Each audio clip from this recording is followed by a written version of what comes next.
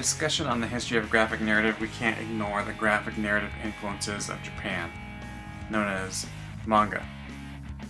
So, the first question we have to ask is, what is it? So, simply, manga is the Japanese word for comic, or cartoon.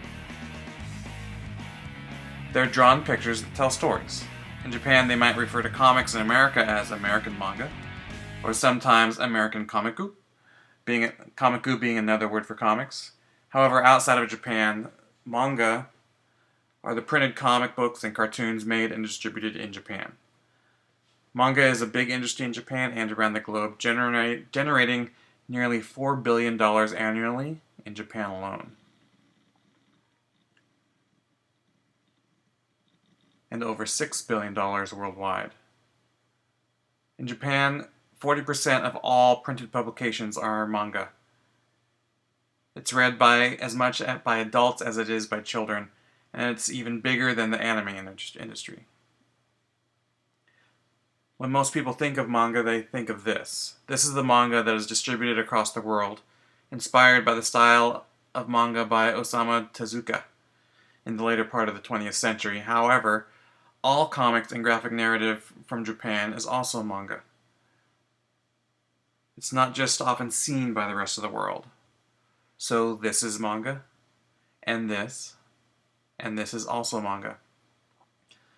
The history of manga begins in the 6th century with the early storytelling scrolls. Storytelling scrolls happen in cultures all over the world, but the ones from Japan have a particular style that can be still felt in modern comics today, like the way they use black lines and color to define faces and body movement. Many of the early scrolls depicted the life of the warrior class, or samurai, and their deeds, recording battles and other accomplishments. However, they also told stories of everyday life in Japan, as in this picture from a nearly 900-year-old scroll. Some of the earliest scrolls featured cartoon-like animals going on adventures. This image is considered by many to be the first manga.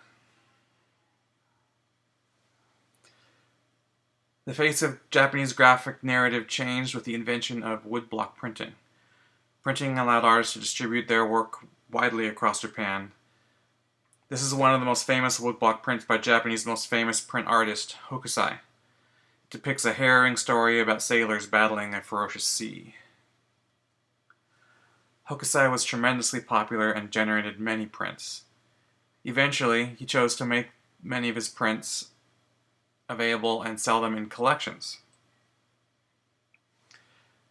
These bound collections he called manga.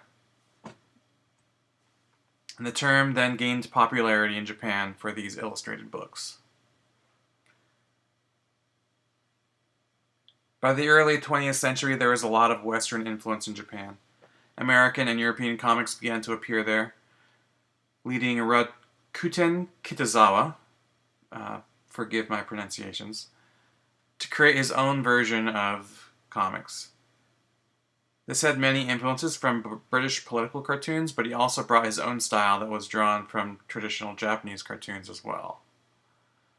Here you can see that Kitazawa is using many Western comic techniques in the panel layouts and character designs, but it is also clearly Japanese in the way it's made. Kitazawa inspired many manga artists in the early 20th century until one of the most important events in Japanese history: World War II. Japan fought with the United States and its allies for nearly 4 years of devastating bloodshed, leaving nearly 2 million Japanese dead. The Japanese surrendered shortly after the U.S. dropped 2 atomic bombs on the country. Japan was crippled and now run by Western nations as they established democracy in Japan. One of the things that the Americans brought with them to Japan was their comics and their culture. After World War II, Osamu Tezuka began his manga journey, becoming one of the most influential creators in the history of manga, giving him the title the God of Manga. His work would go on to define what it means to be manga today. Tezuka influences were both from Japanese cartoonists that preceded him, but also from American comics and cartoons, such as Walt Disney for his groundbreaking animation and Superman for his heroic tales. This is some of Tezuka's early work. You can see a lot of influence from early Disney animation in his work. Then, in 1953, Tezuka created his seminal work, Atom Boy, known as Astro Boy outside of Japan. This comic became hugely popular. Much of the style and themes from Astro Boy continue to define manga today. Astro Boy was a robot created as a replacement for his creator's dead son. However, the inventor soon realized that the robot could not console the grief he had over his dead boy, so he sent him to the circus. There, Astro Boy realized that he was a powerful machine, so he uses his powers to fight crime. Mostly to fight against evil robots. Much of the style of Astro Boy came to be the definitive style of Japanese manga. The way bodies, faces, hair, and eyes are drawn, the way they used action and action lines, even the science fiction themes and the popularity of the robot or mech-based comics went far beyond Tezuka's career. The popularity of Astro Boy also moved into anime as well.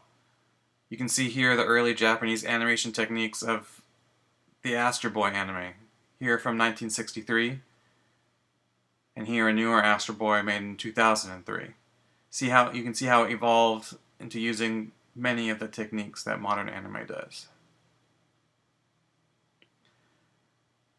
After Astro Boy, Tezuka worked in every genre, from westerns to romance.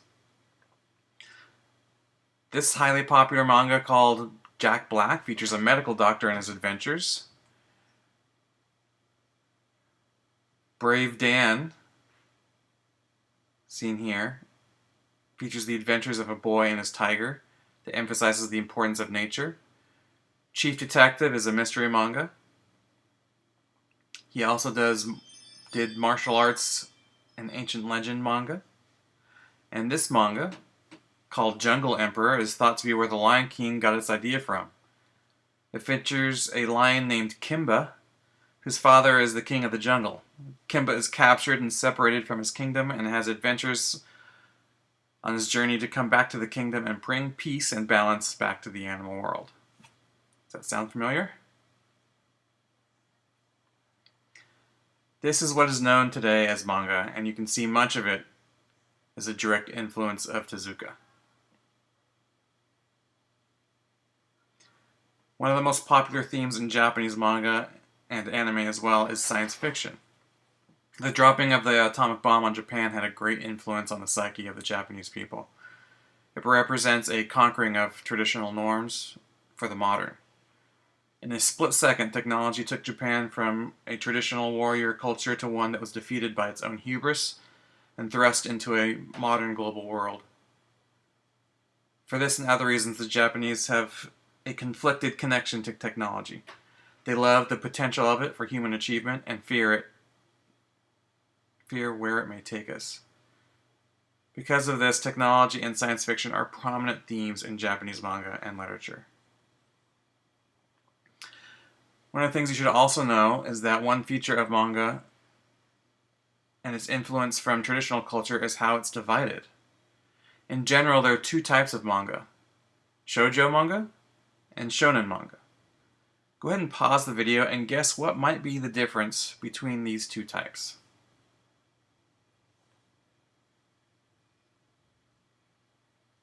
If you thought that shoujo, again, pronunciation is not my thing, shoujo was for girls and shonen was for boys, then you're right.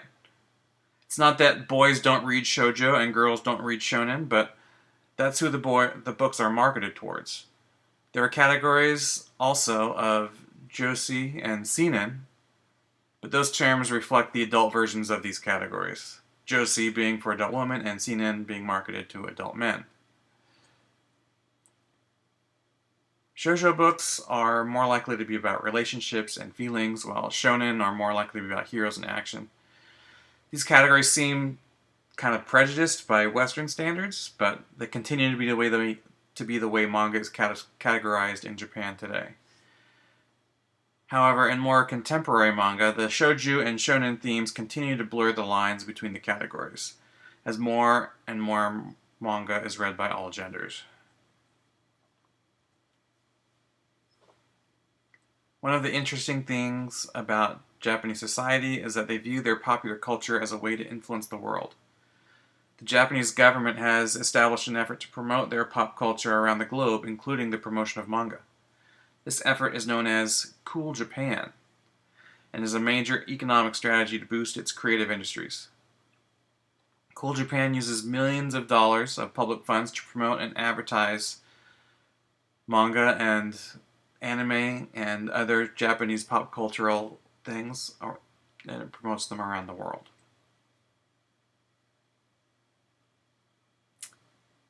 So that brings us to an end of our history on Japanese manga. So let's take some notes. So manga is the term for comics and cartoons that come from Japan. The style of manga begins with story scrolls from more than 1,000 years ago. Hokusai popularized the term manga with his collections of woodblock prints. Rakuten Kitawaza was one of the first creators to combine traditional Japanese graphic narrative with European comic styles.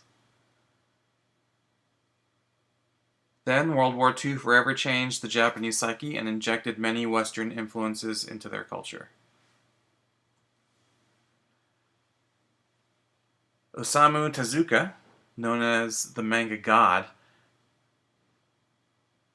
uses influence from Disney and American comics to create his own style of Japanese manga. Tezuka's work was so popular it defined most all manga that came after it in both style and theme. Manga in Japan is divided into girls and boys categories known as shoujo manga for girls and shonen manga for boys. And manga is a multi-billion-dollar industry and is promoted by the government's Cool Japan program around the world.